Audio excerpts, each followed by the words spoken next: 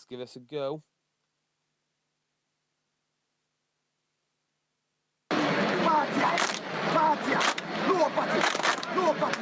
Hey, hey! Tiger! Tiger! Pussycat! Pussycat! Hey, hey!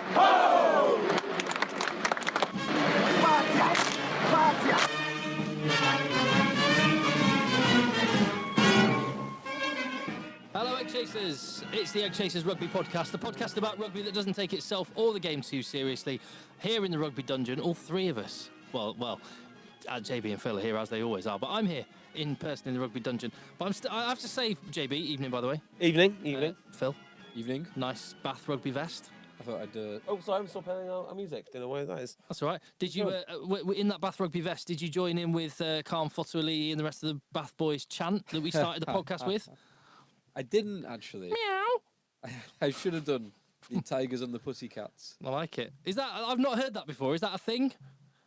Well, I don't know. I like it. I mean, I don't know exactly what... Oh, does anyone know what it is? No, I don't. I haven't got a clue. So I assumed it was something to do with their victory over Leicester Tigers or Leicester Pussycats, depending on how you interpret it. Leicester, yeah, quite. Oh. Well, I've got some news about Leicester, actually, and we can talk about that later. Yeah, we can. Now, JB, firstly, put one of those headphones in. Yep, in. Because someone has got to be monitoring this podcast. Someone's got to be All right. accountable for the shambles, which was last week. Yeah, which is the first point of order. Thank you very much for bearing with us last week during dreadful sound, which we only realised about 1 hour into a 1.5 hour podcast. Yep. Which was effectively the microphones here in the Rugby Dungeon weren't turned on. No, one of them was. Phil's. Mine wasn't. I don't know why. It sounds ridiculous. Why I didn't pick it up on the waveform, I don't know, but I didn't. It's all my fault.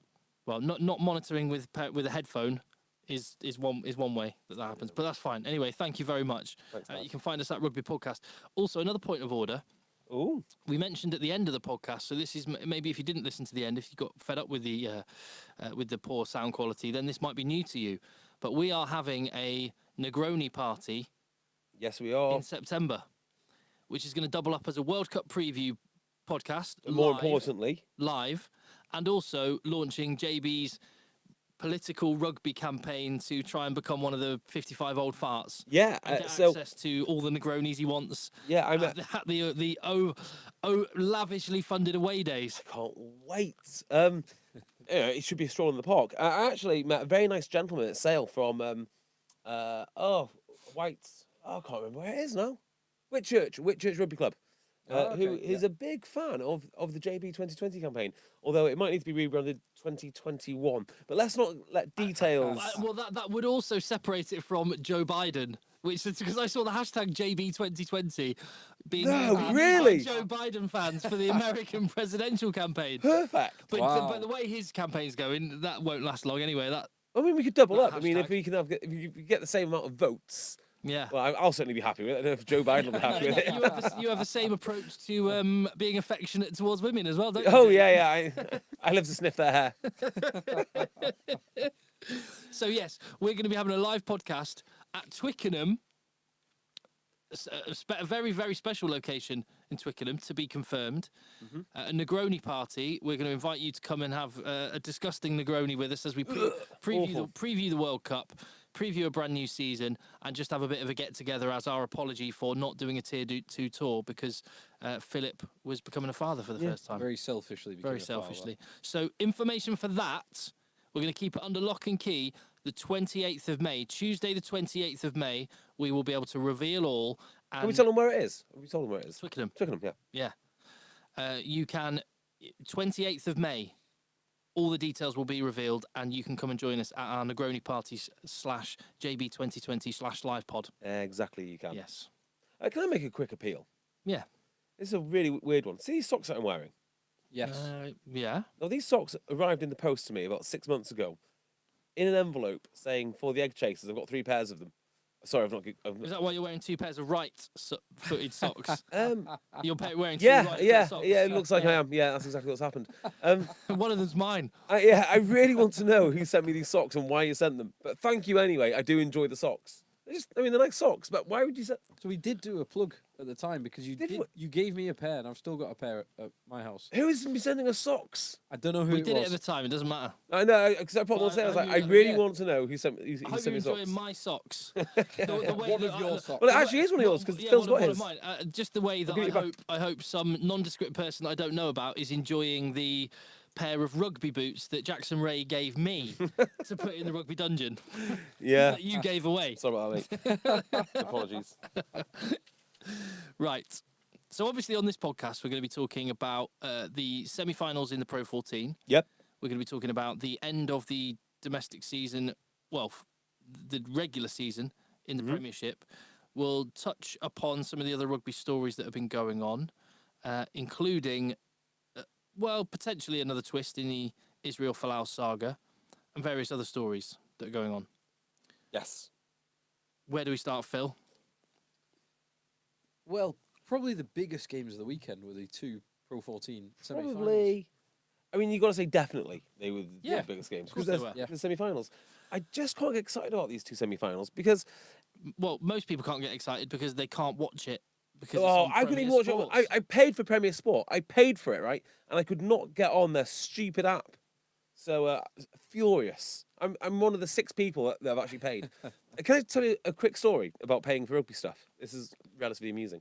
When I first moved to Manchester, I went to watch Salford City Reds under the mantra that I like to go and watch the closest local team. As has always been the case, right? Still a neutral. And I bought 2 Salford City Reds tops for me and my dear friend Pedder. So I got a red one for me and I got him a white one, just as a little bit of a surprise because we used to go to games together. Ordered it, it never showed up. So I phoned up Salford City Reds and I said, "Oh hi, I ordered 2 shirts online." And they said, "Oh, is it Mr. Beardmore?"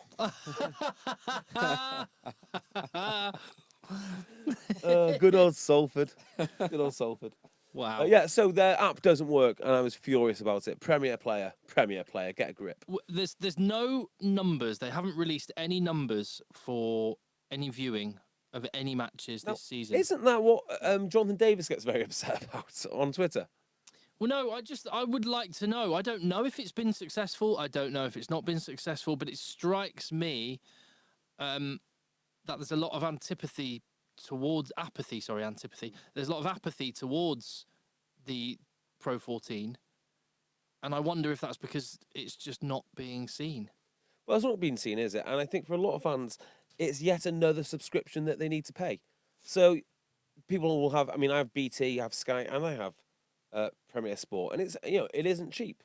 So I guess they're going to have more than just Pro 14 on their channel if they're going to attract fans. I mean, how many people are just Pro 14 fans? Then you're basically giving them a choice, aren't you? If you like multiple sports, you're going to have to pick, do you want the football package on BT or do you want the rugby package on Premier Sport? And people, it's just not a strong enough offering. It is interesting. And a lot of people who are genuine fans of the Pro 14 are not fans of the Pro 14, the competition.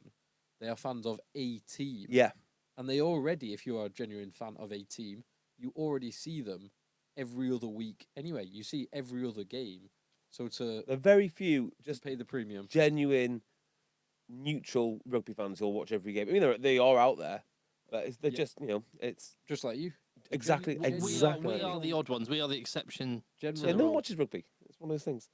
Not no one. Some people. There's a lot of Eggchasers listeners. I mean, I am people we have met through the podcast who are big fans of the game and would watch any game. Oh yeah, but no I'm regularly disgusted that the average Joe in Manchester does not know who AJ McGinty is. I mean, like, utterly disgusted. People in the AJ Bell don't know who AJ McGinty is, like, some of the time. So, as someone who is a rugby fanatic, I do not have Sky Sports. You don't need it anymore, do you? Well, because I don't watch Super Rugby anymore. No, I don't. I don't have time in my life for that. The only time I really miss it is NFL, but there are other ways to watch that. And it's when it's England autumn internationals, I'm usually watching it quite often in a pub. Yep. Or I just get a game pass, a day pass. So isn't that the idea behind buying the Premiership rather than the England packages for the broadcasters? So the broadcasters say that, or at least I think BT Sport would say, it's better for them to have the club game because supporters will then go and watch their team week in, week out. Whereas if you are watching the England games, like you say, Tim, you're not watching them at home. You'll go to a pub, and therefore you don't sell as many subscriptions. There's a bit of that, but I think the viewing figures for those England internationals, I'm sure, are very high, relatively speaking. So it swings and roundabouts. By the way, just on we mentioned the Negroni party. I should have mentioned David Terrace has tweeted us at Rugby Podcast to say that he's in Naples, and he said Negronis are terrible, even in Naples. Wow, So wow. there you go. Well, talking of weird places, we've had one of our Akuma rugby shirts, the merino wool version, show up in Australia of all places. Yeah, what game At was the it? At the Suncorp. Yeah, that's right. It was spotted by people in the Suncorp. The people wearing them were looking beautiful, actually, looking outstanding. And what I like about it's perfect for Australia because when it's really hot, as it gets in Oz, keeps you cool, that merino wool. And then when it gets a little bit nippy, perfect.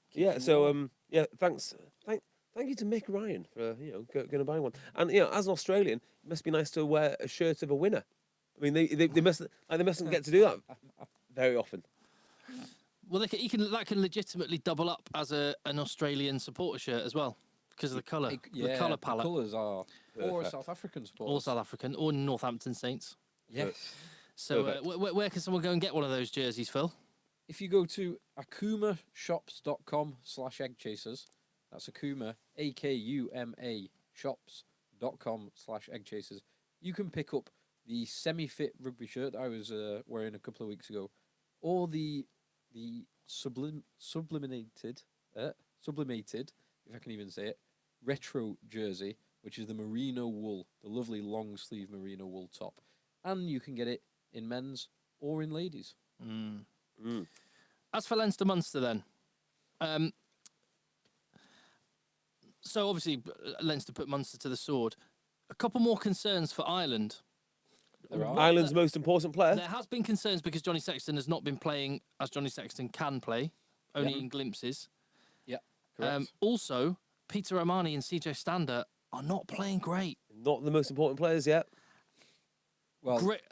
And Devon Toner. There we go. Now we're talking. I thought we were going to find out if Devon Toner can fit on a stretcher or not, Oh, but he actually ended up walking off in the end. two stretches. Two stretches. Yeah. Gaffer tape together. Yeah. So, Three, one for each leg and so one for his body. the reason that I can't get excited about these Pro 12 quarterfinals, semi-finals, sorry, 14. whatever it is. The reason I can't get excited about the Pro 12 quarterfinals, okay, is they sort of just went according to plan, really. We sort of knew that Leinster were heavy favourites against Munster. Well, that bore itself out pretty nicely. And it took them a long time to break down Munster. To be fair to that Munster defence, which is impressive. Well, the other one was Ulster. And Ulster did the most Ulstery thing in the world, which is, they Build started... up my hopes. Last week I was just talking about where my hopes were. Exactly. And I had some expectations and anticipation for this game, but only to be smashed against the rocks. Absolutely devastated. It was a total annihilation Yeah. by Glasgow. It was a tremendous performance by And that's the Glasgow. problem with the Ulster performance, because they have all season been proving their fans wrong, and then you dared to dream, and then they became Ulster again. This is the Ulster you thought you had at the start of the season. Yes, yeah, back to square one. Yeah. Back to having absolutely no hope of ever winning a game ever again. Yeah. Ever. Yeah. But, right. I had a little period. I was really busy a few weeks back, so I hardly did any workout or anything for a couple of weeks. Did like minimal. And you could still hit more lineouts than Rory Best. Yeah. I went and then did a really big leg session. Ooh. And I couldn't walk for about 2 days afterwards. It was the day after the day after it really kicked in, and it was horrible. Day 2 Dom. So we exactly. Day 2 Dom. We can all identify with that. So after 6 months out, for Josh van der Fleer to play the way he played was ridiculous. And I bet his day 2 Doms now going to be very, very painful. Yeah, but it was like he'd never been away, and he played most of the game. I kept thinking, he's going to come off now, but so fair play. So Well, it's important because it strikes me as Ireland really need some form players from somewhere going into the World Cup. yeah, well without Levy and with Stander and O'Mahony not quite being at their best, it's good news. Yeah, well, the best news is Dev Toner. I don't think he's as badly injured as they first feared in the instant, because he walked off. You know, as long as he's around, because let's be honest, I don't want to bang on about this too much, but that Ulster game, those lineouts, horrific, actually horrific, Well, Not great. no. and not a great way for Rory Besterbauer either. No. From the white shirt. No. Well, fortunately, not bowing out from rugby. He's got a chance to redeem himself after that one. Well, But, if Johnny Sexton doesn't recover his World Player of the Year form, then Tyg Furlong is an outside shout for fly half for Ireland. yeah. With some of his skills.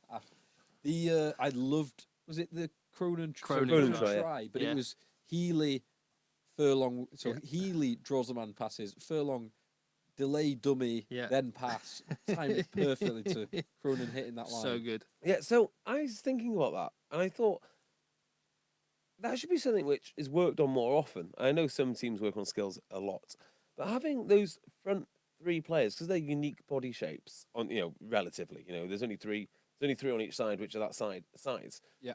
They should play them wide more often, like wide on a short side, if that makes sense, because if you've got a scrum half, a wing, and a centre playing against them, or 3-on-3, there's every chance that they could break the line. They're such a strange build. There's a lot of props now that are brilliant in a first receiver pivot role. Yeah. Well, Mako's amazing Mako at is it. very, very good. Sinclair's brilliant at very it. good. Rob Evans is one that I think of. Yeah, there's a Rob lot of Evans, guys excellent. fulfilling that role. So it's clearly, you can't just be good in the scrum and a bit of a big lad as a prop these days. Yeah, Not so- anymore. Not if you want to play at the highest level. Well, I don't know actually. I mean, the highest level. If you want to play international rugby, you've got to have a bit. Yeah, but more. that's sort of true by definition, isn't it? At the highest level of rugby, you've got to do everything well. But you can play at Premiership it wasn't level. Always. I mean, even lookers to the point like Dan Cole has got 70 England caps. That's a fair shout. And he- Andrew Sheridan was the archetypal. Yeah, but Lou said, and he was just destructive. I tell you what about no Andrew harm. Sheridan, Yeah. right? If we had a modern day Andrew Sheridan today, it wouldn't matter that he couldn't pass; he would still play because he If was he was- so much Yeah, stronger yeah, than everyone Yeah, else. yeah. I agree with that. I mean, he was unbelievably strong. Yeah. 6'4", 6'4". 6'5". Five, I Oh, think. jeez. Yeah, big lad. Yeah. Yeah, actually, I was chatting to some big lads yesterday. Go on. Went Sale Sharks end of season do. Should Oh, we- did you get punched in the face? No, I didn't. That's why I'm Did- still oh, alive today. Congratulations, JB. Oh, we got some club dinner tales, didn't we? Off the back of the club dinner tale last week. We did. We got a few. Most of the ones that I read weren't repeatable. No, that Like, was No, exactly what I was going to say. I would be worried about saying something libelous or Yeah, this one here. that's going to drag a club through the mud. Well, here's unnecessarily. One here about a West Country dinner, club dinner that I do not want to repeat. Yeah, Definitely do not want to repeat. There's one here from our listener Ben James who sent us a nice picture of his face. That's come after a club dinner. yeah, which is much worse than my face, thankfully. Not worse than your shirt. No. As in, not the one you're wearing nowadays, the No, shirt you were wearing like, at what's the wrong with my club dinner. plain grey T-shirt? I know exactly what you mean now. Yeah, so the reason that I mentioned big lads is because I was chatting to the Sale Sharks props, and obviously when you're talking to props, you've got to talk about bench press. What do you reckon a proper bench press nowadays? I don't think it's something they'll do a lot of. So I'd say, Vanity. yeah, What are you 200. Talking 1 rep max. Yeah, 200. 200 is bloody good. Yeah. who do you think the strongest in Sale Sharks is For on bench press. Yeah. Maybe someone like Johnny Liotta. Or Interesting. yeah, someone with short arms and a massive barrel chest. Yeah. So Well, actually, I'm talking out of school here because I only know the props. It could well be Well, Johnny Liotta. it will be the Wilgriff John. It is Wilgriff John with a mighty 215. 250. I wasn't far yeah. off. That's Yeah. huge. That Huge. is- And so, do you know what Val Mostoff is? What his name Yeah, is? the Val. Call him Big Val. Big Val, the Russian prop. Yeah. Do you know what Big Val is particularly good at? Deadlift. I bet he is, but that's not what was mentioned. Military press. Nope. Pull-ups with a 50 kg belt. That's quite impressive. That's Yeah. some serious weight. So yeah, that's it. That's what the Sale props do: bench press and pull-ups. You can't go wrong with a pull up. No, you If can't. you had to pick one exercise, if you could only do one exercise, pull up would probably be the one. Yeah, it's probably my favourite exercise or variation of exercises. I love it. It's just you against yourself as You well. against That's yourself, what you I against like. the world. That's what I like about it. It's You- it's it's pure. You against the world because it's you against gravity. Exactly. Yes. Exactly. Well, why was I talking about the props? Because we were talking about Furlong and Co. Possibly. I Yeah, don't know. Possibly, yeah. Possibly because you We got wanted- onto it via the. we were talking club about dinner. Leinster, so why not divert to Sale? Sale, yeah. Exactly. Yeah, in relation to the Pro 14 this year, if Leinster win it, I think it's one of the most disappointing seasons they've had in a long time. So everyone's sort of been off the mark, and you can tell this by looking at the European results. So, Glasgow didn't do particularly well in Europe. Ulster didn't do particularly well. Well, not bad for Ulster. Better than the last few years because we. Yeah, actually Ulster had a bit of a qualified. surprise package. The Welsh have been rubbish, blah, blah, blah. Munster kind of humbled. They had some good results, but humbled at Saracens. Yeah. Or at the Rico. So you look at all these things, and then you think, okay, well, if Leinster had won the Heineken Cup, you could say that they're an exceptional team. But Leinster have only had one real tough game all year, and they lost it. So if they just go and stroll through into Pro 14 final, it's not particularly good. If Glasgow win it, it has been a good season. It's interesting, yeah. So I understand the logic of that. The mindset of these two teams is going to be quite different going into this as well. Because Glasgow, they are going to be buoyant. Like that win was seriously impressive and seriously impressive right across the park. From the way that their pack kind of disrupted the line out, the scrum, the ruck, but the way that back line just sliced through. They can play a bit with ease. Against an Ulster team whose defence has been much improved this season, they just cut them to ribbons. And so they're Glasgow also are buoyant. They will be on the up. They'll be going into this thinking. and they are playing the final in Glasgow. In Glasgow. So at least half of Glasgow will be supporting Glasgow. Oh, watch out. There was another game involving Pro 14 sides which sealed a place in the Champions Cup for Ospreys, who beat Scarlets. Yeah, and that's because Is that in the loser bowl? Yeah. So that's for the 7th place because the Pro 14 get 7 places. You get the top 6 and then the playoff. So that was for the honour of getting in a pool with Saracens, Toulouse, and Claremont, and getting absolutely panned 6 times. Yes. So well done. Congratulations, Ospreys. And well done, Bath, because they snuck in to the... Well, Sale might yet sneak in as well. It's possible. It's looking less likely than it was yesterday. Less likely than it was yesterday, but yes. So because Saracens won the Champions Cup, England get an extra place.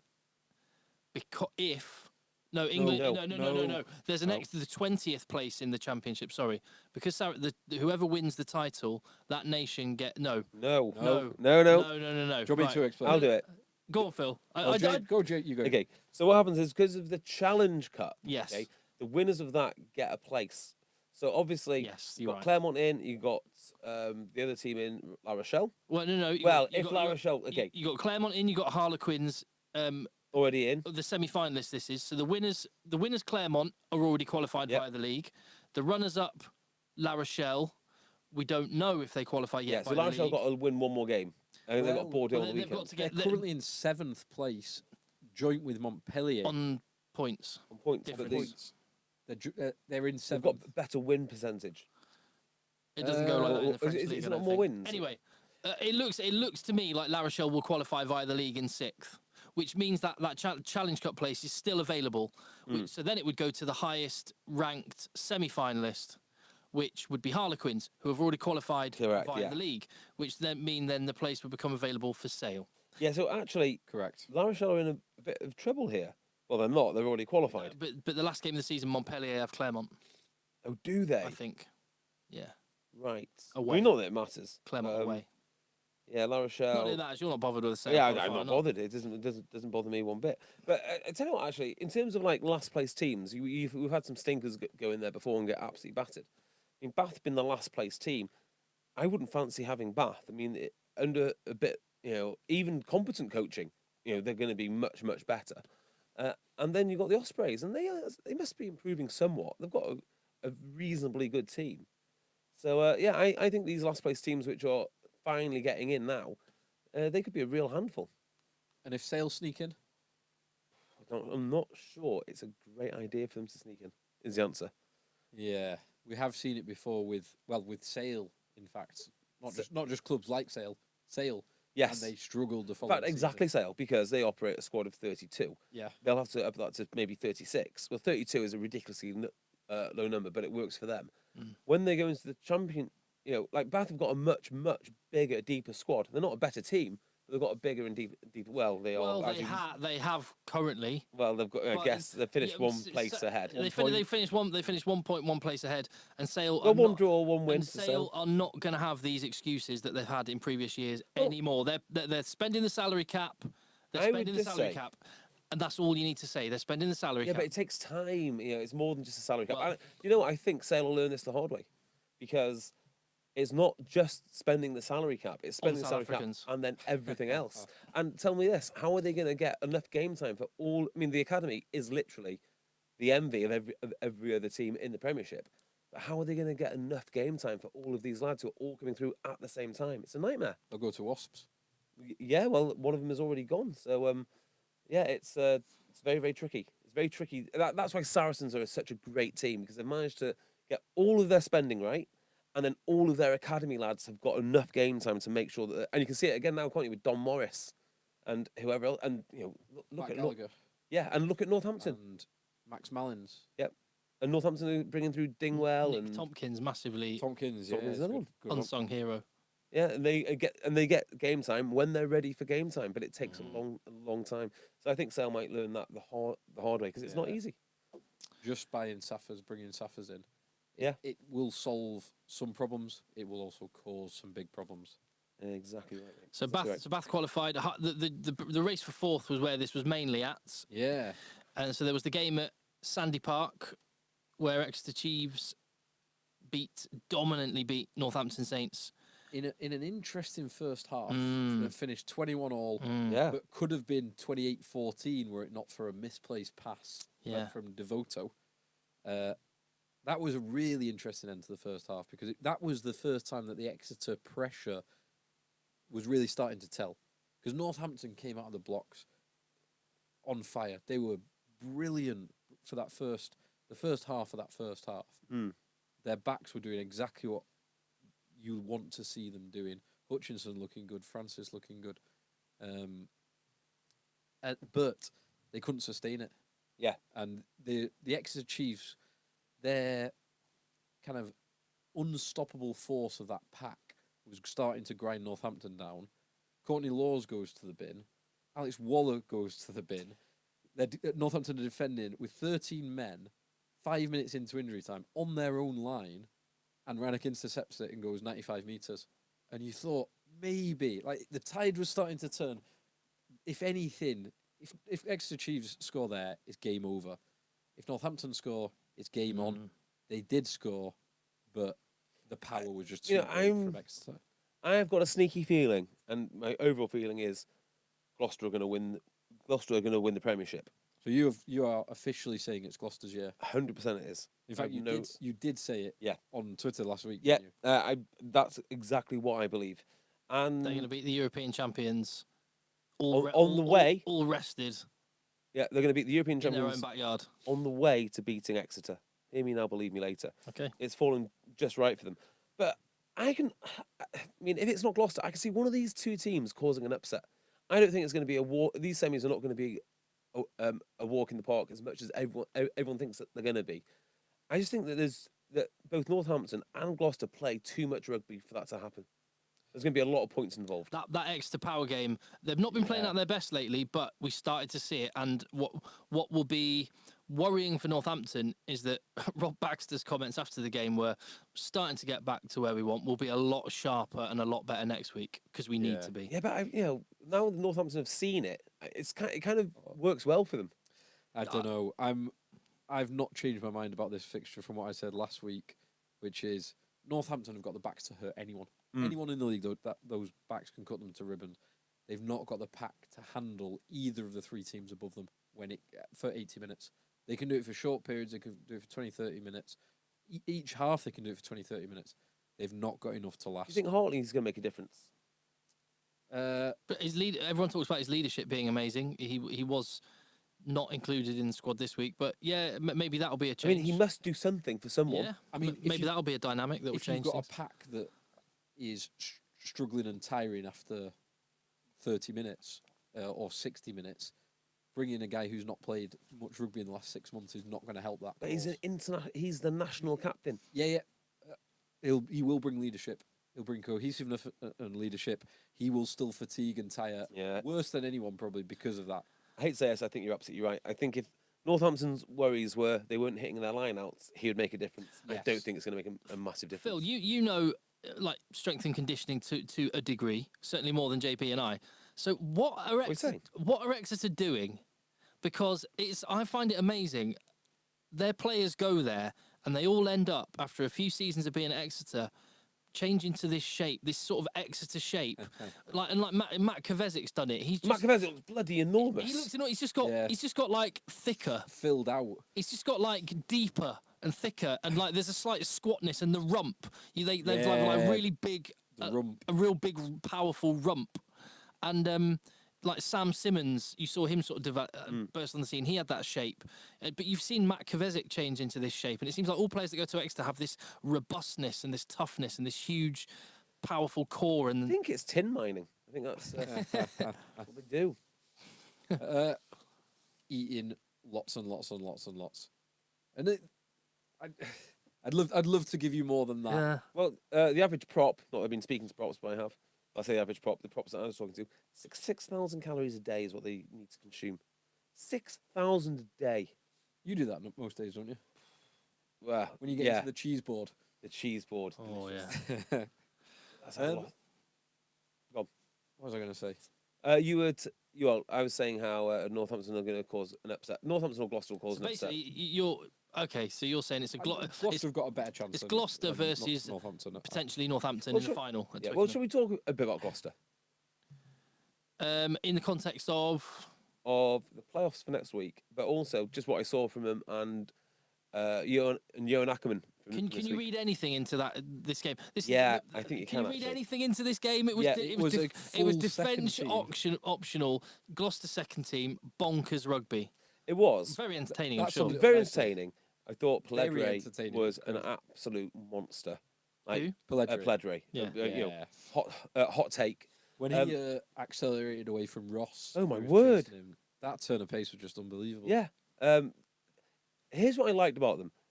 That was the Sale first team. Sale thought that they'd walk it, and Gloucester never let them settle until right at the end. And during the press conference, Ackerman was absolutely glowing with praise for the Gloucester boys for that exact reason. And I think just the attitude, the endeavour, the willing to work. They're an impressive outfit. Yes, and that was a full second team. Yeah. Other than Ollie Thorley. Marshall, you could argue, would maybe But start. Thorley coming back though. Well, Marshall only came off the bench as well. Yeah, so Marshall came off the bench late. Thought- He's only ever going to have 30 minutes. Yeah, but Marshall, I'm not sure he does get into their first team No, with Woodward and no, Thorley. no. I know either. But yeah, I think you might see the starting wings start again. It's interesting. And then Sipper's pulling the strings. I'm telling you, boys, they're going to win the Premiership if they get over it. If they get over the hump against Saracens, but I think they've won 3 out of the last 7 against Saracens. So they got a chance. They've got a chance, and then they see Exeter, and they've already beaten a full strength Exeter team in Europe in the competition that Exeter were targeting. So it's definitely on. So missing out on top 4 were Harlequins by Ooh. about a metre, which was how much the penalty kick at the very death at the Ricoh Arena Yeah. fell short from Yeah. James Lang. And They have blown it. Yeah, if we go back 3 weeks, 4 weeks, they had 2 kickable penalties or a kickable conversion and penalty, draw or beat Exeter away and miss both of them. Why don't they start Dimitri Katrikalis in this essential tie like they did in the AJ Bell? They have, over the last 6 or 7 weeks, just blown it. They've lost. Is it 6 out of 7 Premiership games? Yeah. They've lost Yeah. from I- being in a completely controlling position. The only playing great win rugby. they've got in the last 7 was narrowly beating Leicester. So, Oh. so you two were Leicester. We'll talk about them. Yeah. You two were talking about how much you like Paul Gustard. Augustard, right? Yeah. He's got to have something to answer for the. I mean, it's no Oh. good saying, "Hey, it's all on me, hands in the air." Yeah, taking them from 10th to just missing out on playoffs. Well, Without really, by signing a couple of guys from a university team. but it's still a pretty good team, and they still spend a lot of money. Yeah. Don't get me wrong. Yeah. I mean, he took them from. They were 10th last year. Yeah, but they all hated each other. I mean, they might like each other a bit more now. Still got a ton of talent. Yeah, they do. They do. I'm saying they've blown it over the last 6 weeks. What I particularly like about Paul Gustard as a bloke is the way he fronted up and acknowledged that, and put it on himself. Says he's made loads of mistakes as a head coach, and that. Or a director of rugby. I can never remember who's head coaches and who are doing DORs. Yeah. But whatever role he is, he said he's made loads of mistakes in that role and he's taken ownership of them and he's going to learn from them. So he's putting it very much on himself. It's his first year in charge. He's had 2 years as England defence coach. Before that, he was defence coach with the all-conquering Saracens. He's got a pretty impressive CV. Definitely a good coach. It's his first year at the helm. Yeah. And he's saying that he's learnt more basically than any individual player will learn. Don't get me wrong; it's a very, very, very good attitude to have. I do like what he says, but I also think that they should have closed out this season. Of course, they think they should be in fourth. of course, they should be should be in third. Yeah, When they do kind of the wrap up, the analysis of looking back across the whole season, there's some enormous positives. Like from the start, some of the changes that they made just to the defensive shape, and their ability to track and make continual tackles in important situations was really impressive. The development of some of their young talented players, Don Brandt, Smith, Marchant continues to impress. Lang. The try he scored at the weekend, Langers. So all of that stuff is really positive. Murley and Ibatoy just like on the wing over people like Visser and Walker. And, oh, by the way, Visser retired this week. Yeah. Do you know why? Just he just said Had it's enough. time for the next chapter. Yeah. What kind of team do you see Harlequins being now? Well, just on that point, there's all of those positives, but then there is this enormous black cloud of a negative, which is enormous, that they should have closed this season out. They should have closed it out about 3 weeks ago from the position that they were in, and they've repeatedly failed to do so. And I think there's an element of some of those young lads that I spoke about. They've not been in this kind of situation before. Marcus Smith has not been kicking penalties to win away against Exeter, which guarantees or almost guarantees. And he's got to win a World Cup. He does, exactly. So the pressure of the situation got to some of those young lads this year. They will all learn from that. So Gustard will learn from everything that's gone wrong. Marcus Smith and Langers and Don Brandt. Who did you see Don Brandt's missed try? Oh, yeah. Fortunately, they scored moments later, but that could have been really painful. Oh, he broke through and someone sniping him from the stands. Tripped over his own shoelaces, tripped over his own feet. Oh dear. Face planted 2 yards short and went to try and put the ball out and knocked it on. But they scored moments later, so it was all forgotten and all forgiven. And Don Brandt, who's one of my favourite players of the year, one of the best upcoming talents. Yeah, they have done well, as Tim points out. 10th to 5th is solid progress, right? A couple of concerns I have. One, they kind of feel a little bit like a miniature Saracens. That's the sort of thing that they're going for. I don't think they're not sort of reinventing the wheel like Gloucester do with multiple receivers, so on and so forth. That's the first thing I'd say. But the positives have been pretty good as well, because I think at the start of this season or the end of last season, my way to fix Quins would have been to get rid of basically everybody and start again. Keep Kerr, keep Robshaw, and then try and bring people through. Didn't they lose their first 4 games as well? Yeah. I think they did. I think they were right near the bottom at the start of the season. Didn't they batter Sale the first game of the year? Well, they might have won their first game and then lost the next 4 or 5. Yeah. So he's actually, thinking back about it, he's actually done that. Like, he's got rid of a load of players. Yeah. Whatever happened to Charlie Matthews? Not Charlie Matthews, Charlie Walker. He's sort of disappeared. He played and scored against Exeter 2 or 3 weeks ago in that game. Tim Visser's disappeared. A load of lads have just gone. So mixed. But I just caution. I wonder how far they can go playing as they are. It'll be interesting. So you just said something there about you would have liked to clear house at Quins, which reflects something you said about Leicester this season. Oh well, good news if you're a Leicester fan. It sounds like they've actually sorted everything out. Well, they've taken the first step to sorting everything out. Well, so in order to sort it out, you've got to get rid of all the bad, but bring in some good. And they've got rid of a load of bad. oh right, What's the next step? Well, the next step is identifying which of their two consecutively winning under 19s or under what they've won. Is it under 19s? I don't know what the age groups are now, but I think it's under 19s. They've won the under 19s championship 2 years in a row. Okay, So it's plucking out, identifying which players of those could do a job in the first team. right. So here we go. Someone describe to me what the Leicester hierarchical setup is in that club. Oh, we've been through this No. so many times. Just do it, please. We can't because Right. it's so confusing. I will do it. We've said this so many Just times. listen, Tim. Okay. Will you just listen? All right. So you got Simon Cohen. Then you've got what's Simon Cohen's role? chief executive, something like that. Then you've got Jed. What's his name? Jed Glynn. Jed Glynn. Exactly. And then you've got the bevy of coaches. Anyway, it's been solved because they're moving Jed Glynn sideways back into coaching. Sorry, back into scouting, and they've appointed someone from the SRU called Jan McGinty, who will now take up a role underneath Simon Cohen, but above Jordan Murphy. Oh, that sounds. And reporting horizontally to Jed Glynn as well. Exactly. So when we've been saying like what they need to do is blow it up and start again, rather than this mismatch of just throwing different people at the situation, whilst maintaining, they must have the biggest wage bill of just people who report up.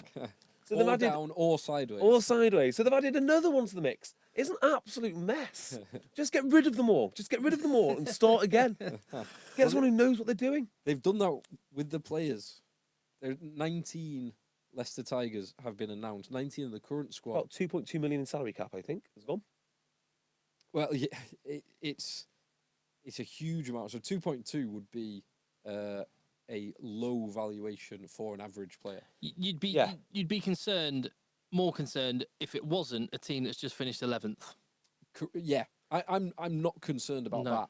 I think that's the right move. Looking down the list, there's a few players you would have wanted to keep. Well, O'Connor's gone. O'Connor being released is an interesting one. I mean, they put a lot of money into him and a lot of work into finding him, and he's very good. Yeah. Well, he was very good. He's hardly played. Well, it's actually the ruthless attitude I wish they'd had with Manu. A number of other players, Manu included. Well, I have a sneaking suspicion they might have spent all of the salary cap which have just released on the players coming in and on contract extensions. And do you want to hear something else which I find rather interesting? Now, this is not linked to Leicester Tigers, but it is linked to salary caps. The salary cap it will periodically go up, right? It might go up with inflation, so on and so forth. And then as it goes up, teams are now giving away the salary cap increase to their top paid players, whilst basically squeezing the bottom paid players. So everyone thinks, the salary cap goes up with inflation. Everyone's wages go up with inflation. Everyone gets a 3%. Actually, they're just squeezing the bottom guys and trying to get more guys in right at the top. And it feels a little bit like that's what Leicester Tigers have done. They've released, 19 players. They've signed, 7 or 8? 7 from the list I'm looking at right now. But there's not that many superstars in there. No. So, there are 1 or 2 good names, but I don't know. I mean, you're the maths guy. Is 7 less than 19? Slightly. So I have a feeling that they've spent a lot of the cap which they've released already, because the guys that are bringing in are not cheap. Labanini, I guess he'll be a bit cheap. Oh no. So yeah, I don't see Leicester Tigers improving drastically. But hey, the management's sorted out, so that's good. Did you watch the game? The Leicester Bath game? No. Nope. No. I've seen the extended highlights. Leicester, I mean, it felt like a scratch side from Leicester. There were not a lot of star power. George Ford doing his damnedest to try and get that team playing well, and succeeding for a lot of the game. But Bath, they do have quite a lot of star power across that team. A lot of star power. I mean, an example of the star power, Sam Underhill drops out ill just before the game. Bring in South African flanker, Francois Lowe. Not Nice. bad. Not Yeah. bad at all. Nice options to have. And Bath eventually closed out this game. Yes, they did, to get their 6th place in the league. Yeah. I did notice one thing as I was at the Rico watching the Wasps Quins game. Is as I was getting the taxi from Coventry Station to the Rico, and you said who wants to go to Coventry to watch rugby? Yes. Well, listen, there were banners all over the place saying that Coventry is going to be the European City of culture. Oh, well, I mean that. in wow. 2021. I mean that'll join the urban giants of Hull and Liverpool, which is renowned for its culture. Yeah. Why don't they give City of Culture to like a nice city, or just just rotate between Edinburgh and London continuously? Maybe Manchester. No, Salford, I guess. The BBC's there. If it's European, you could do, I don't know, City of Culture is almost like a cruel joke. Geneva, Yeah. Milan. Milan. Yeah. Yeah, it's well, it's not Yes. Hull. I've been to Hull, and it's not Hull. I can tell you somewhere else. Dusseldorf. I had an extended stop there in between flights, and it's not a lot going on. It's It's not well, great. Maybe that'll be City of Culture. I mean, who knows? Now, Do you know, no, let's not go into the Liverpool City of Culture. Premiership. Just to tie the bow on the Premiership regular season. I'll go through with a Premiership team of the season. Tell me what you disagree with here. Lou said prop Joe Marler. If you disagree, say otherwise. Just No, just happy with don't say that. anything. Fine. I mean, I think. Hooker, Harry Thacker, Yeah, 100%. Yeah, okay. John Afoa or Vincent Koch. I couldn't decide between tight head, but those are my two main shouts. Probably a Foa. Yeah, I think Afoa Those actually. done well. Yeah. Foa's been, considering his age. Yeah. And the way he's playing, the way that Pat Lam has got him playing is super. Lou said honourable mention for Josh Honeck of Gloucester, who I think has made a big difference. Cool. Locks. Will Skelton, Yeah, could go with that. and I couldn't really pick out one single candidate from everyone else. So James Phillips tempted to go at with Sale has been Cruz, very, you said. very good quietly this year. I'm not sure I go for him. I think Courtney Laws has had a good season. yes, you're right. Actually, Laws or Cruz. Let's go with Laws. Oh, actually, Fine. Cruz has been very good. Yeah, Cruz has been Towards the good. end of the season, particularly. Orwell in his retiring years could have been good. Back row. This is really tough. I went for Luatua, Rob Shaw, Kovacic, which means You've just got a thing about Rob Shaw. what sevens played better than him in the Premiership this season? Ben Curry. Like over the season, over the Over 22, the season, over the Ben 22 Curry. games. What But name? wasn't Rob Shaw injured until halfway through the Six Nations? Over the season, who's played better? Ben Curry, please. Come on. I could go for Ben Curry, actually. Oh, come Hey, on. there we I think- go. I think Daniel Thomas of Bristol That's a good. Tom's shout. been excellent. has been very good. Has someone Kvezik has been superb. put Creel's been great. Creel, yeah. I'd like to see Don Brandt in there. Yeah, as Don, well. Don Don, Brandt Brandt, is a good Don shout. Brandt at 8, and we'll put put Kovacic Kovacic at, at we'll 7. put Kovacic at 7 and Luatua at blindside. No, Ben Curry. Ben Curry's got to have one of those. Bench Curry's on the bench. Halfbacks, no debate. Cobus Reinach, Danny Cipriani. Yeah. Yep. And then centres, I've gone for Ryan Mills and Henry Slade, with a notable mention for Rory Hutchinson. Ryan Mills, hell of a player. Hell of a player. Hutchinson, definitely honourable mention. Devoto, honourable mention. Yeah, I think okay. He's played really well. Fullback Cordero. Yes. And then wingers, it was tough because Ollie Thorley was so incredible the first half of the season before he got injured. Well, it was the middle third of the season Yeah. when he came back from injury and before he got injured again. Yes, he was so incredible. He was different was league kind of incredible, to be fair. Unplayable, but because he was injured and it's not a full season, I went for... Denny? I mean, he is top try scorer. No, I went for Nairavoro, who's Which been going- unplayable. Going forward, yes. Well, he's not, 100%. he's not Denny. I mean, like, Denny literally has the most tries No, in the do you know Premiership. what? Actually, I was going to go for Luke Morahan, but no, I'm going for Thorley. Thorley and Nairavoro, with honourable mentions for Morahan and Heem. Bryce Heem's been awesome. Not even an honourable mention for Denny. No. He's a Premiership's top try scorer. So you've mentioned 3 players in to be considered. James Phillips being one of them. Look, it's just And Ben Curry and Denny Solomon. Ben Curry. Okay, I'll stick stick with Ben Curry and Denny. You can't deny Denny. That's ridiculous. Did you see his try this weekend? Yeah, Yes. the finish was exceptional. Well, The whole try. it'd have been better if he didn't slow down, so he had to do the finish. He wanted to do that But finish. if you want to talk about that, did you see Ollie Thorley's finishes in that middle 3 months of the season? Yeah, oh my I have goodness! Thorley on one wing and Denny on the other. I have no problem with that. Thought he wouldn't have had a hand He- laid on him if it was in that Denny situation. And Bryce Heem, No, that's leaving it. the Premiership, has been one of the best wingers in the league Bryce Heem has Yeah. been this very good. season. And fair play, we haven't even mentioned Worcester's last-minute win Who against was the Saints top try scorer in the Against Sarries even. in the Prem? in the Prem. I think it was Dennis Solomon. was Dennis Solomon, wasn't it? yeah. And was it not? And Cobus Rhino. And Kobus Reinach. Joint. There you go. And but had Sale been able to score more tries because they only got their third bonus point in the whole season Yeah. in the final game of they won More games. they won more games than any of the other teams above them Which proves what? before the top three. Which proves exactly how good Denny is. In a team that doesn't even score tries, he's the top try scorer. Yeah. It does suggest that the best team in the league with ball in hand moniker is somewhat misplaced this season. It's just a transition. It's a transition. Transition from a distributing game to a South African based forward power. Yeah, yeah. And who were the player of the season nominees, which gets announced this Wednesday night at the Premiership Awards? It is Sippers. Yeah. Hands Goody, down winner.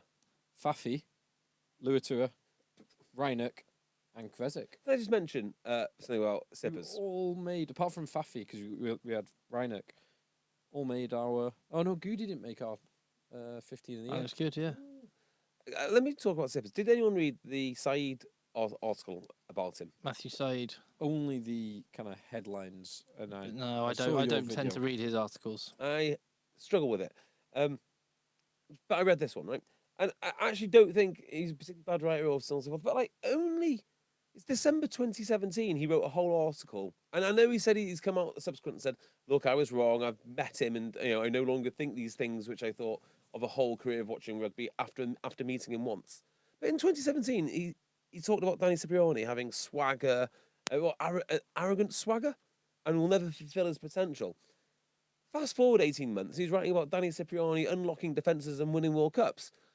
Like, which is it? And why couldn't you do your job sufficiently in your first article without... Why did he write the article and then meet Danny Cipriani and then change his mind? Why doesn't he meet Danny Cipriani and then write the article first time? Firstly, I'm hearing JB talking about complaining about someone's opinions going from black to white. I do. I'm pretty consistent.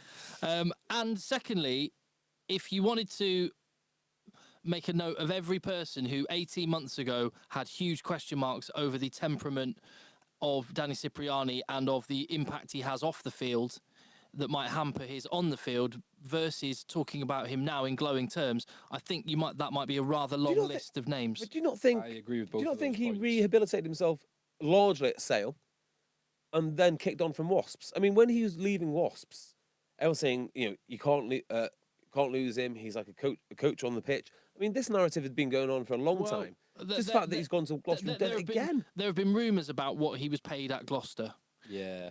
which would, if true, before his contract extension, if true, would suggest that there weren't many teams that wanted him, There are still a lot of questions. Or could afford him. and there weren't. Well, Well, actually, no, no, that's not true, is it? Every team could have afforded him at that salary. Yeah, you're right. so my point being is a lot has changed in 18 months. Clearly, most of all in Danny Cipriani. So I don't think I'm not going to hold a journalist to account for thinking that he was a bit of an idiot 18 months ago. And actually, Yeah, do you but know hang what? He on. might have sorted himself out. But like to change your opinion based on meeting the guy, right? So you've written like Is it just based on meeting him, or is it based on his performance? no. So if you read and all credit to Matthew Side for doing this, saying, "Look, I was wrong. I went to meet him. I got my information wrong." Credit where it's due. But my point would be, why didn't you meet him before you wrote the article about him having an arrogant swagger? That would be a better way around of doing it, rather than he's got an arrogant swagger. Actually, I completely misread the situation, and now I've met him. Okay. So that would be my point. So you're criticising an 18-month-old mistake. Yes, 100%. 100%. I criticised it then, and I criticise it now. The other journalist. So who would you have as the winner out of the player of the season? By the way, would it be Sippers? Would it be Alex Good? Would it be? For me, I'd pick Kobus Reinach. I think he's been consistently the best player in the league. I could appreciate Sippers winning. Sippers won at the Players' Player of the Year. He did, yeah. At the RPA. I'd be happy. To be honest, I'd be happy with any of them. I probably would put my vote for Reinach as well. Sippers, I think. Yeah. Seeing his impact on a brand new team as a fly Yeah. half is just been Yeah. so enormous. Yeah. He's changed almost. I mean, Ryan's had a great individual season, probably the best individual season of anyone. But I think impact as a team and what he's brought to the whole unit, it's Danny Cipriani. Yeah. Okay, Sippers well, has been so very important. to tie those two things together,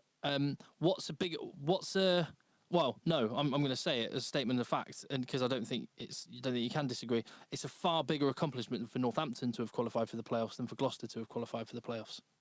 Yes, I think that's probably right. Right, and Reinach's been an enormous part of that. Yeah, he has. He has won games on his own in the way that Faf de Klerk did last year for Sale. A number of games you go, where would Sale be in the league without this guy? Way further down. So Northampton wouldn't have come close. It's a little bit like Ireland used to be. Do you remember when Ireland?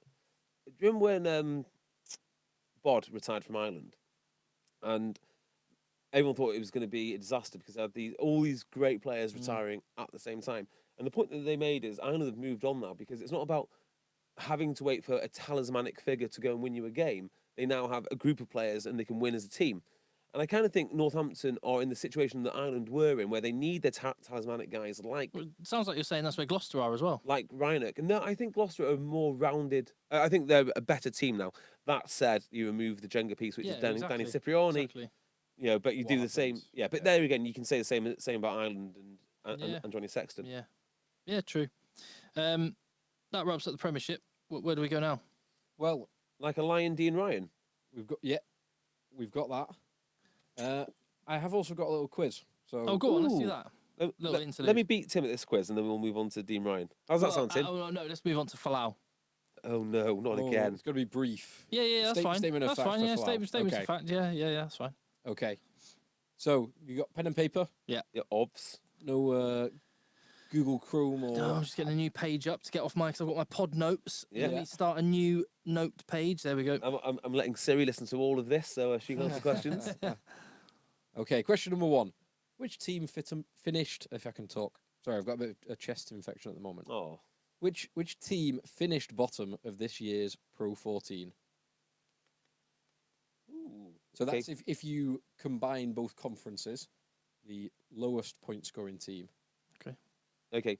It's got to be them. Question number 2. Name England's 3 scrum halves from their 2011 Rugby World Cup. 2011. Hang on. Which one was that? 8 years ago, if that helps. Not really. Last 2011. Oh, who? I can't remember. Oh, hang on. Here we go. 2011 Rugby World Cup. Rugby World Cup. Okay. Ooh, maybe. Oh. 2011 in France. Sorry, that is the 2011 Rugby World Cup. Are you asking if that was in France? Yeah. France were in it.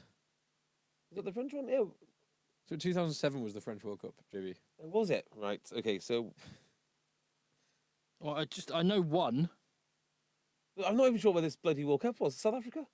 Oh my God! I'm literally. I'm having an absolute Are you mental okay? breakdown. No, I'm not okay. Do we need to do a HIA on you, JB? Next question. Next question. Oh God, I don't even know where the World Cup question. was. Okay. That wasn't the question. Where was the 20? Yeah, but if I can think of where it was, I can then start to think about who the team was. Question number 3. Oh God, Which club or clubs I'm traumatized. did Dan Cole play on loan for at various points between 2006 and 2009? And how many? Does it matter how many answers there are? I'll be marking it negatively. What? Okay, fine, done. Come off it, Phil. So you can't just write every team. Got Yeah. ya. London So Scottish. Which club or clubs? London Nigerian. London Cornish. Set up by Ollie Pool's dad. Yes. There you Friend of the pod, Ollie Pool. Hello, Ollie. Yeah, I've got my answers for that. I'm not saying anything else. Okay. Next question. This is a little bit JB biased because I know he's had his head trauma and he's trying to get back in the game. Sale Sharks website Oh, God. lists Luke Oh. James as being able to play 2 positions. Luke James. Luke James. Okay. What are those 2 positions? 1 point for each.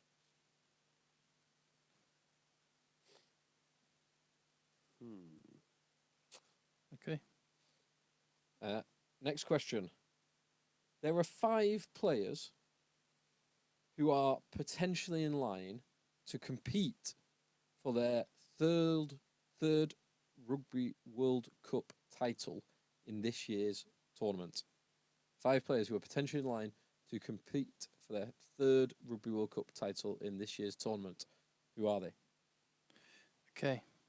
So the criteria is they are still playing. They have already won 2 titles, and if they are still playing, they're still playing. And if they are still playing for a country that requires them to play in that country, they are playing in that country. Okay. I think I've got them. I just have to remember which one. Mm-hmm.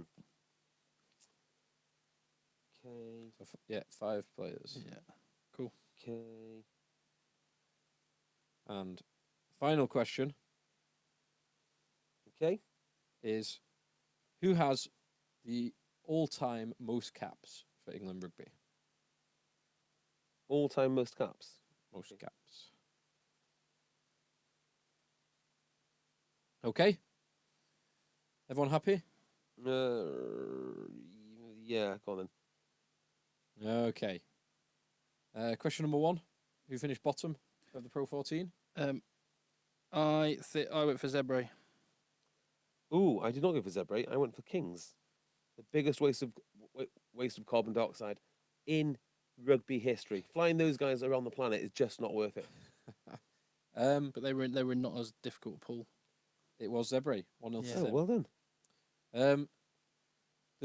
England's Rugby World Cup squad from 2011. I know- 3 scrum halves. I think I know 2 of them. Well, First of all, what country was it in, Tim?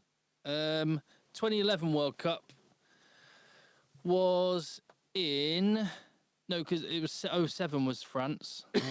Correct. So 2011 was back in South Africa, No, it was No. New Zealand. New Zealand. Oh, How okay. did Oh, neither yeah, of you know the- that? Yeah. That was What? the dwarf tossing and all that. Correct. Yeah.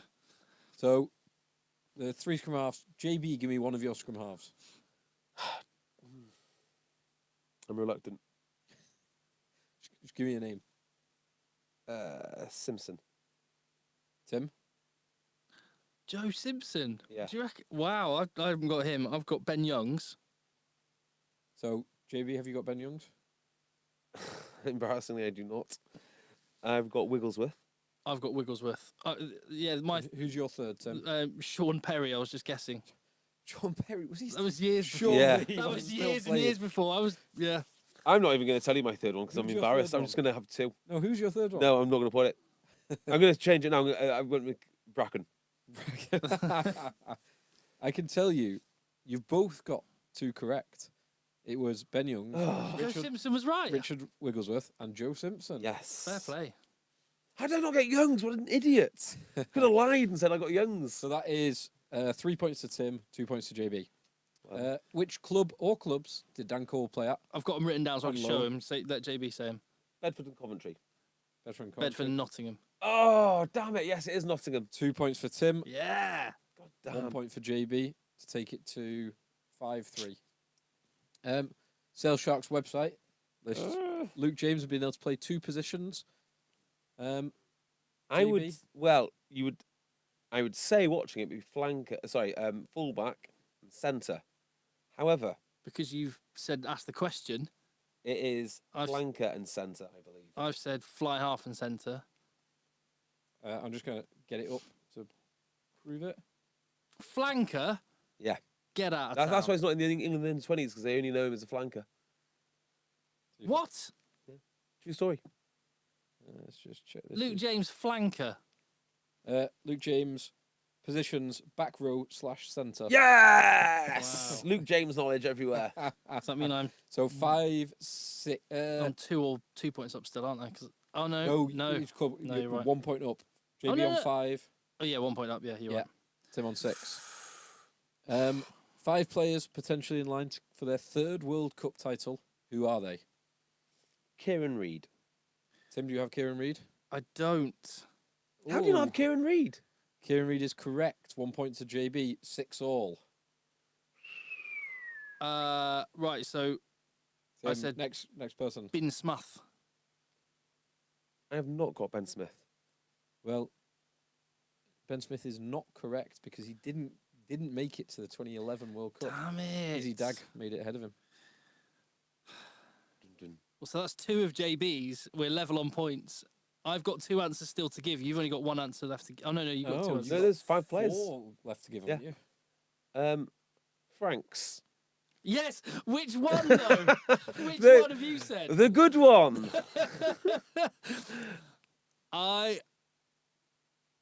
Bowen. One of those two. I'm one? in the same boat. I couldn't remember which. Owen. the good No, hang on. Franks. Owen Franks. Ben Franks. Ben Franks. What have you written down? I said put Franks. Pick a Franks, JB. Okay. I've written one down, Okay. and I don't know if it's right or not. I have got a belter. Right. Ben Franks. Owen Franks. It's Owen Franks. It's Owen Franks. I just. I wrote down Ben Franks. It's Owen Franks. I so don't. JB takes the lead then. Oh 7-6. no! Because Ben Franks is playing at Northampton. Owen Franks is currently in New Oh, Zealand. they'll both be at the Northampton one. soon. Yeah. Next one. Okay. I've got one. Go on. This is your final one now, Tim. How many did you say there were? How many have you? 5. I Right. said. Yeah. No. Whitelock. Yeah. Which Whitelock Sam. Yes. Correct. I've got him. is correct. Okay. JB maintains his 1 point lead. Okay. I have. So this is your final one now. No. No. Reid, Two more. Smith, Two more. Franks, No. We've got 2 Whitelock. more. How many? Reid, Smith, Franks, Whitelock. Yeah. I didn't say Reed. Yes, I said. No, I said Oh, Reid. sorry. I Okay. said Smith. So Smith. I've Okay, also got sorry, one more 2 guess. 2 more and 1 more. Okay. Okay. I've got mine written down. If Okay. So you say yours because I don't believe you're not just going to copy me when I say this one. Nonu. Ah, you bastard! Damn it! Damn it! Yes. Justice. So Nonu, is that everyone? Is all your goes over? I'm actually missing a guy. You're- I've you're only both given you 4. You're both missing a guy. I've only given you 4 names. You're both missing a guy. I'm Fairly obvious. Aaron Smith. um. Aaron.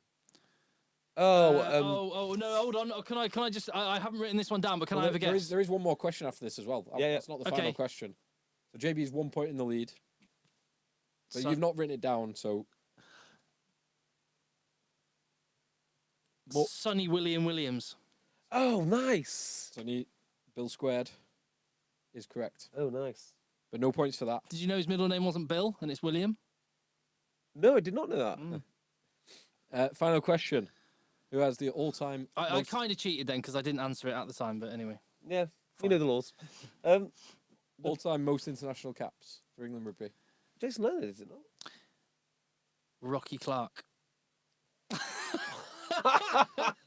No, it's not. Correct. No. 137 caps for Rochelle Clark. Oh. What a cruel twist of fate. And it's a draw. Which The most wokest of wins for Tim. Yeah, tiebreaker, which Sonny Bill I Williams. win for being woke. Sonny Bill Williams wins it for Tim. And for being woke, of course. No. How Good annoying. one, Phil. I knew where you were going. I was either thinking Phil's gone the same as JB and just got Jason Leonard, and I can be all woke and cool, but actually, yeah. Very After good. being woke, let's go to Israel Folau. Yeah, we can be as unwoke as we want. It's quite interesting, this. So the facts are that Rugby Australia's own non-independent panel have found him guilty of a high-level breach, and as a result, his contract is being terminated. Mhm. There's no surprise that their own panel, having gone in so hard initially, their own panel, which isn't independent, found him guilty. Not That was massively. kind of reported as in Folau is found guilty, and I think a lot of people didn't realise what that meant. It just means Rugby Australia have gone, oh, we We just marked our own homework and we got it right. Perfect. Well done.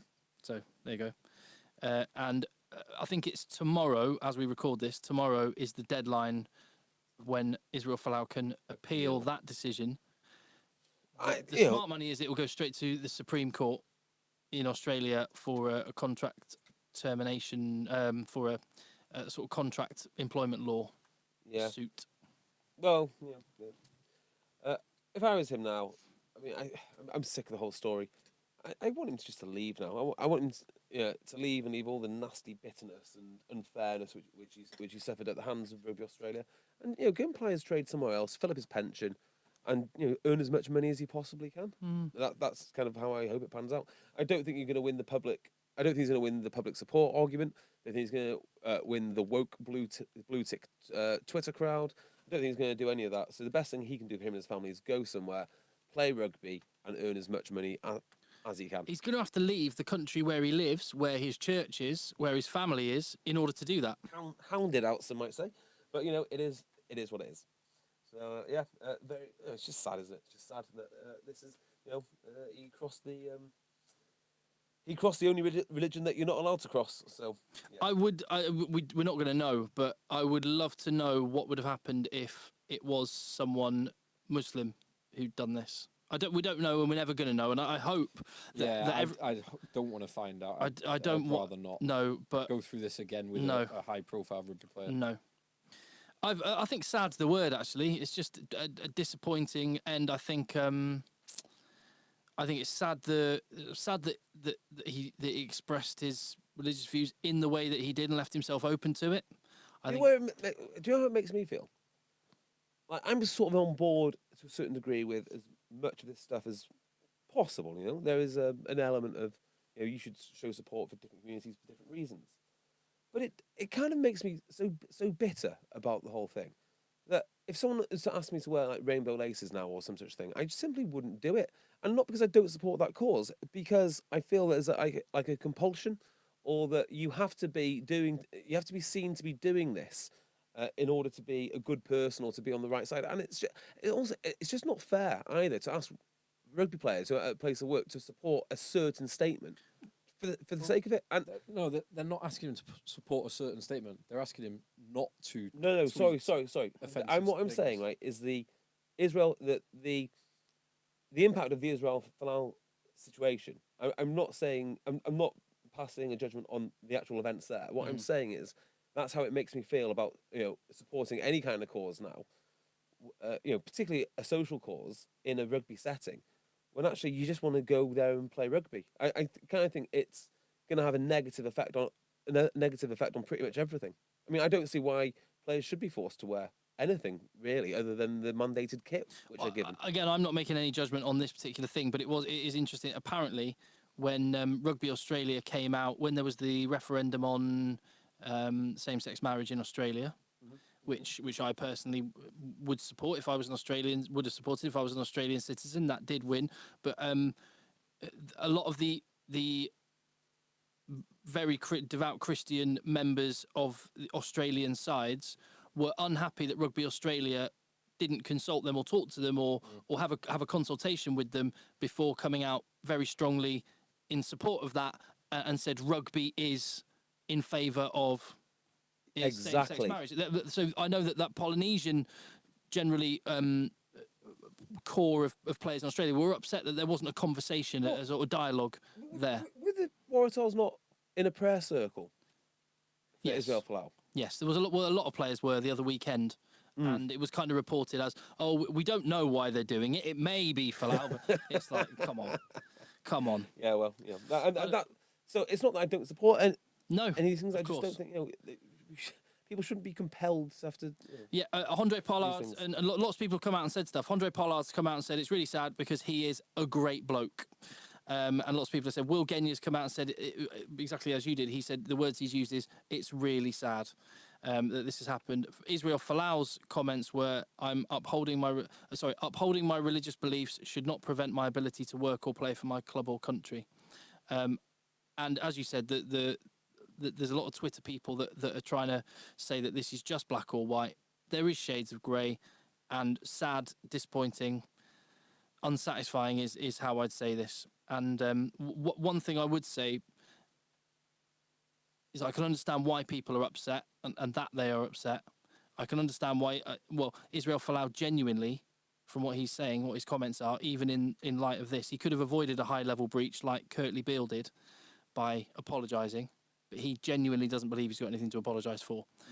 And I hope the people that are up in arms over Folau, as I've said before, are going to be just as up in arms that the World 7 Series is going to go to the United Arab Emirates, where it's illegal to be homosexual. I hope that with the same anger and outrage, they're going to boycott and make sure and have a go at World Rugby to get that taken out of the UAE.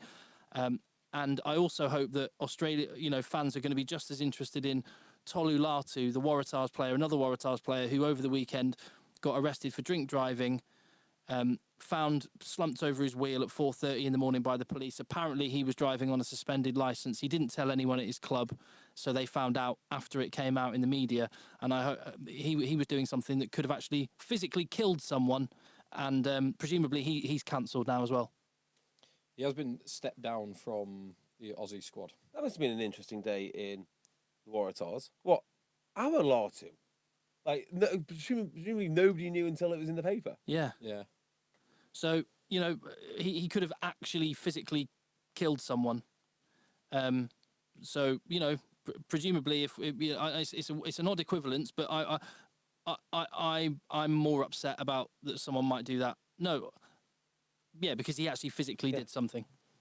Could have actually physically killed people. But anyway, there we go. So presumably Tolu Latu will be banned from playing rugby for life as well. But we'll see. Folau's not banned for life. He's been sacked by the ARU. He can go anywhere else in the world who will have him to play rugby. Okay. He has to leave. Yeah. He's Maybe Tolu Latu will have to leave his homeland if he wants to continue being a rugby player. I think he'll get a lot of money in France. Yeah. A lot of money. Crikey. And, I would have thought so. And there'll be people that will be very upset at me saying this. All I would say is that there are shades of grey. I can understand the upset. I think it's sad and disappointing the way it's ended up. And I would say read Ugo Monye's piece in The Guardian and listen to Nick Farr-Jones talking to Australian TV, a guy who lifted the Rugby World Cup, who is a devout Christian himself, and went and spent a whole day with Israel Folau and had some very interesting things to say. Cool. Anyway. On that note, have you seen the little trailer for the Penny Thou Thou video that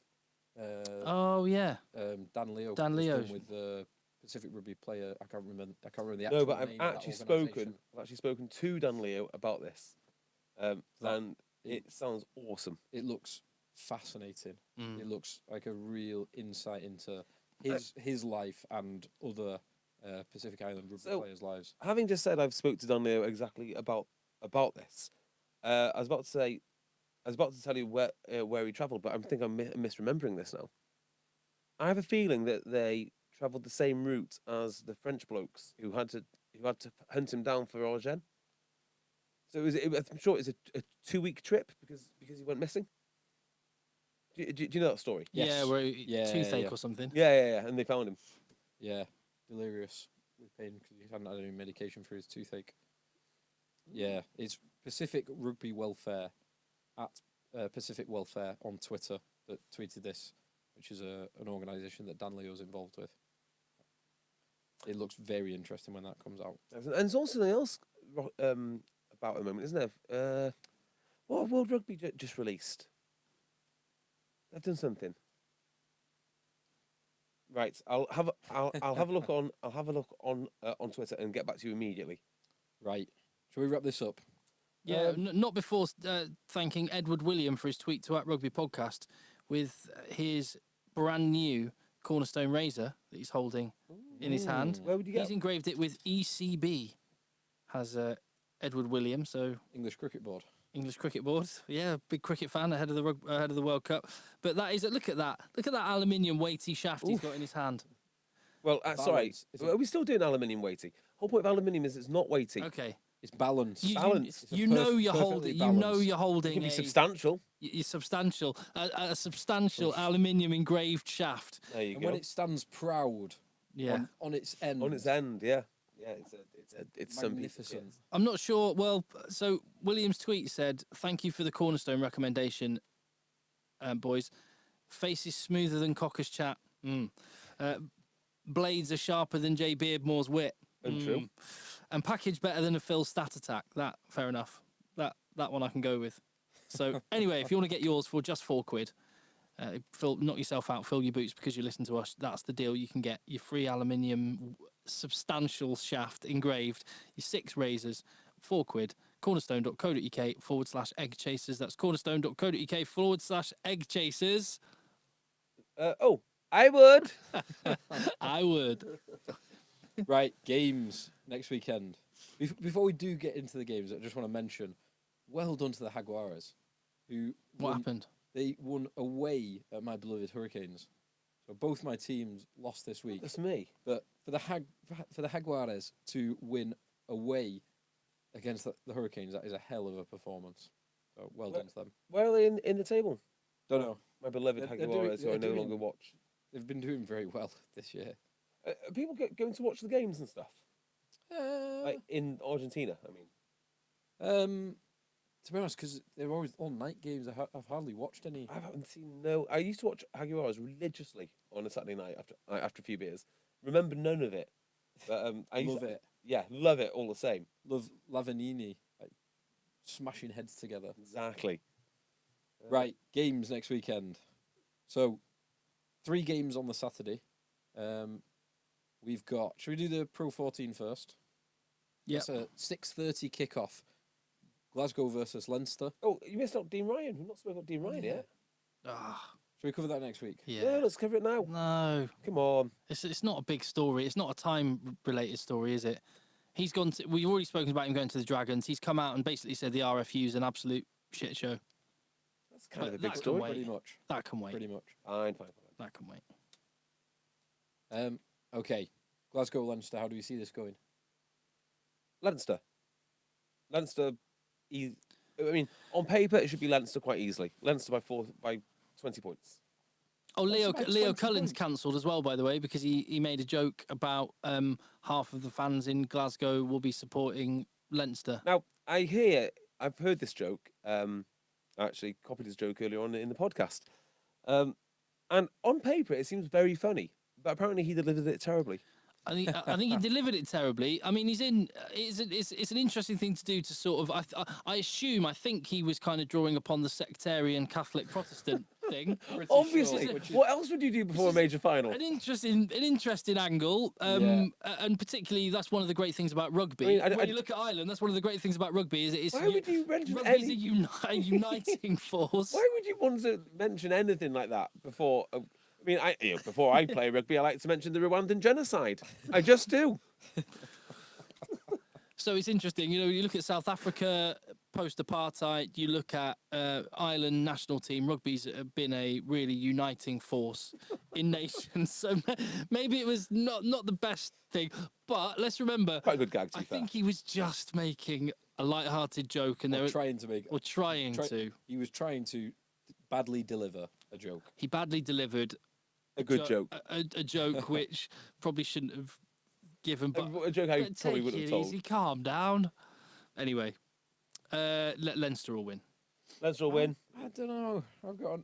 After seeing how clinical Glasgow were, just how effective that back line Leinster, was. mate. Yeah, but Leinster, they're, as I said before, Glasgow, they're trending up. Leinster trending down. If they can cross in the right place, give me Glasgow. I think it's a little bit like you said with Northampton. They've got backs that can carve anyone up. Remember you said with Northampton? Backs that can carve anyone up. I'm not sure they've got a pack that can live with any of the teams above them for 80 minutes. I almost think you just transplant that for Glasgow against Leinster. Yeah, I agree. That probably is too true. And actually looking back to when Glasgow played Saracens twice earlier this year, that exact point was true on both occasions. So you're right. Give me Leinster. Yeah. Premiership semis. Now we're Semi-finals. talking. That's some real rugby. 2 games on the Saturday, so it's 3 games back to back, but they're going to overlap. Pro 14 and the second semi-final is going to overlap a bit, isn't it? All timed right, assuming we don't get extra time or any kind of nonsense. So first game kicks off at 1:30, then 4:30, and then the Pro 14 is 6:30. Oh, nice. So it should be. There might be a kind of 5-minute question mark when the game's ending. Oh, there'll be an 80-minute question mark if the app isn't working again. Oh, JB. my word, yes. Oh, my word. So, The BT Sport app, that'll be working perfectly. Yeah. always does. Always does. Always does. And with the enhanced viewer now, too. And the little timeline. The only, I do like the enhanced viewer. Well, the only problem is with the enhanced viewer is I was watching the Saracens Leinster final on delay, and I had to cover up on the viewer of where like the tries had occurred. Does that make sense? Yeah, yeah. Ah. It is quite difficult. Right. Excuse me. So first game is which? Saracens hosting your beloved Gloucester. My beloved Gloucester, as they are now called. Okay, so this is going to be tight. It's going to be tight because Gloucester's pack is actually pretty beastly, and Massive. yeah, and they've also got some decent carriers. So it's not like they're not going to get over the gain line. They can get over the gain line, and they can defend. So they do the Saracens-y bits, not quite as well as Saracens, but they do them. What they do better than Saracens, comfortably better than Saracens, is the ability to play the ball, and they're going to be using, that sort of Mark Atkinson, first receiver, sippers out the back, and then try and find mismatches, providing they don't have as a colossal amount of pressure from line speed. But actually, I do think that style of play will negate the line speed somewhat. The downside, of course, their strength, their weakness is also their strength, i.e., Danny Cipriani. I imagine Saracens are going to be putting an awful lot of runners between Danny Cipriani and Mark Atkinson because that's exactly what I would be doing. And if they can keep the ball for long enough and use it effectively, they've got this. So you're going for Gloucester. I am. So just one thing I'd just like to question you on there, because you mentioned it earlier in the pod about Gloucester's way of playing with the two playmakers is wildly different from anything Saracens do. What are you going to say? You're going to say that they have two playmakers in Good and Farrell. But they also utilise their forwards as first playmakers all of the time as like dummy playmakers. Mako, I know he's out for 3 months, but Billy does it. Itoje does it well. Titi Lamasatelli in the semi-final did it brilliantly. And I just don't see them as being they vastly do it different. So they do it very well. I think the way Saracens do it is often a lot more scripted. So you see lads like Brad Barrett will take the ball to line and then find Owen Farrell out the back or find Good out the back. They're very good, but ultimately their game relies on getting over the gain line first couple of phases, and then they tend to open up. I think Gloucester are a little bit more open. I think they're a little bit more fluid. They might even have more, particularly in the backs, more guys who can just do something incredibly special. Whereas Saracens are a little bit more, no, actually, they do have guys that can do things incredibly special. Yeah, Williams, Maitland. Yeah, Good. but it's sort of in a different way. Like, so, for instance, Williams does special things in a Saracens way.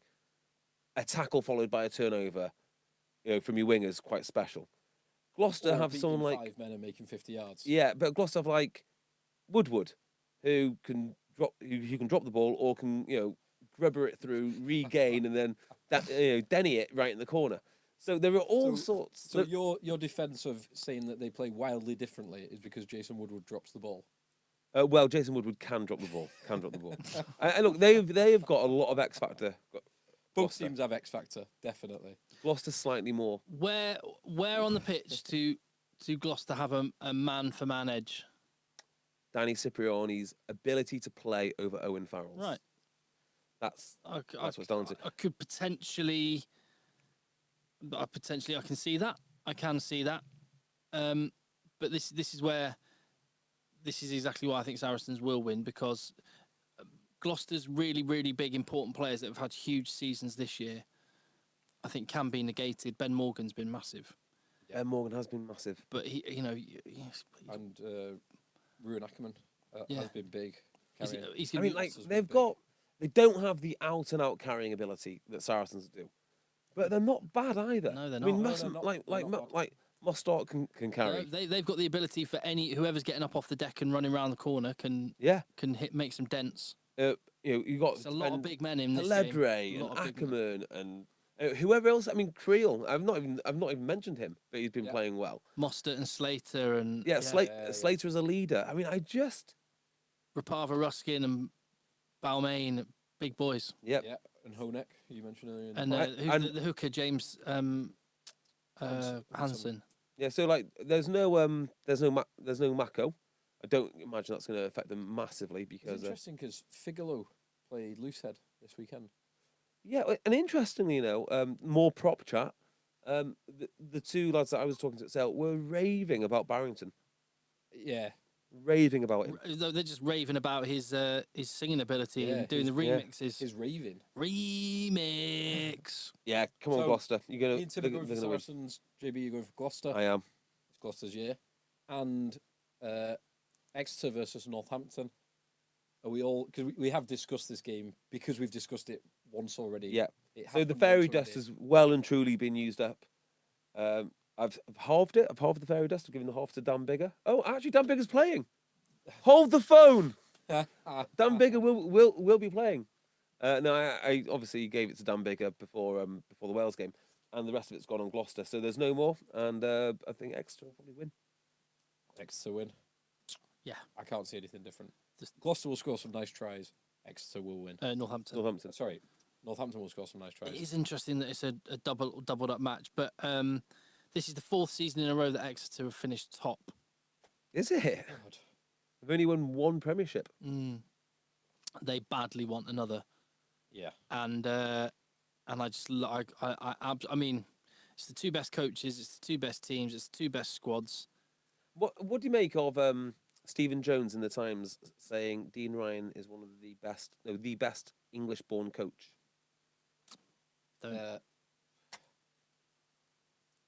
Fine. An unusual perspective, unless you're interviewing that man and writing and being gracious enough or being grateful enough to have some of his time that week. It's an interesting. Did a good job at Gloucester. He did a good job at Worcester. Did he? So yeah, he did. Controversial. There we go. In retrospect, Gloucester haven't got anywhere near where Dean Ryan had them, but there you go. Anyway, that's for another day. We can talk about Dean Ryan next week. Again and again and again. Over and over and over again. Yes. Hey, we've not mentioned Sam Burgess yet. How can we link this back to Sam Burgess? If Gloucester had Sam Burgess outside Danny Cipriani, oh my word, that's it. They'd win. Yeah, there you go, done. Johan, get on the phone to the Rabbitohs. Tell you what, mate, Gloucester are gonna win this. I just feel it. Feel it. Right, let's leave it there. Yeah. Where can you find us, Tim? Oh, you know where. See you next time.